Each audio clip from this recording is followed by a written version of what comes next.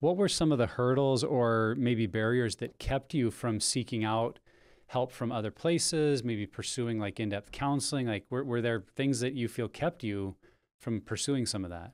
What comes to mind right now is image management. I think is probably the biggest one. Like for both of us, I think even personally, I probably wouldn't want people knowing that my husband struggled with that, because that's, you know, I didn't know other people who were dealing with this. So it was kind of like, let's just fix this on our own. Let's fix this and then, you know, get it together. Sure. And yeah, that was my thing too. It was, I wanted to protect whatever reputation I felt like I had.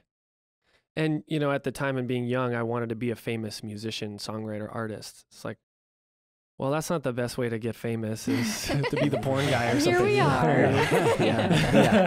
For sure. And so that, honestly, as silly as that sounds, that was a big motivating factor for me, that of keeping it small and keeping it mostly within myself. Yeah. And then that staggered disclosure with my wife.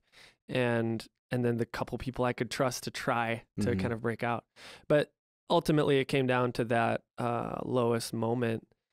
And that was the thing I had to face was, am I willing to be known as the porn guy? Like to have that be what other people think my identity is, even though I don't feel like that's who I am. It's just something I'm struggling with at the moment, you know, back then. So yeah. I feel like too, a hurdle you guys probably experience, because what you're describing of like tail between your legs and then rub the puppy's face in it, that you guys were stuck in this pattern where there wasn't anything, because you didn't let other people in. There was no one to help you break out of that cycle. So it just self-perpetuated, which probably made you feel more shame and make you feel more angry, right? Absolutely. And so it's just this huge, so, you know, over time, it's just going to blow up. Yeah. That pattern is dead now.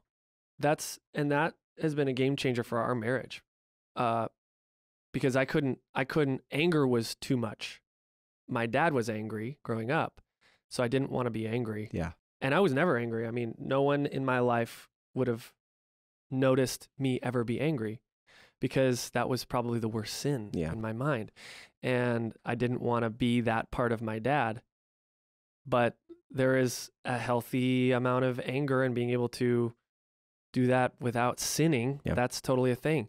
Yeah. And that also means your anger gets you up in the morning to like face some challenges. And so we do conflict completely differently. And that was 100% due to the pure desire process, is seeing how, okay, my brain is always responding in this one way, and I'm just in flight. I'm just in flight. And there's freeze, which I don't want to try. Yeah. I don't want to be that category. Sure.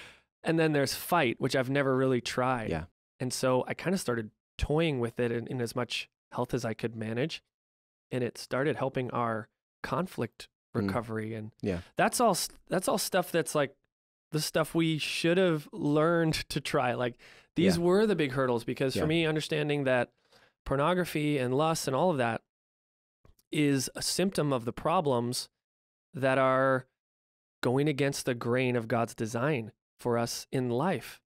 And I was so living off of credit cards of just, I can't be angry. So I was all bottled up, and I had to pay for that somewhere. Yeah. And porn was where I paid for it, even though it was just credit card debt. It's not real. It's not real intimacy.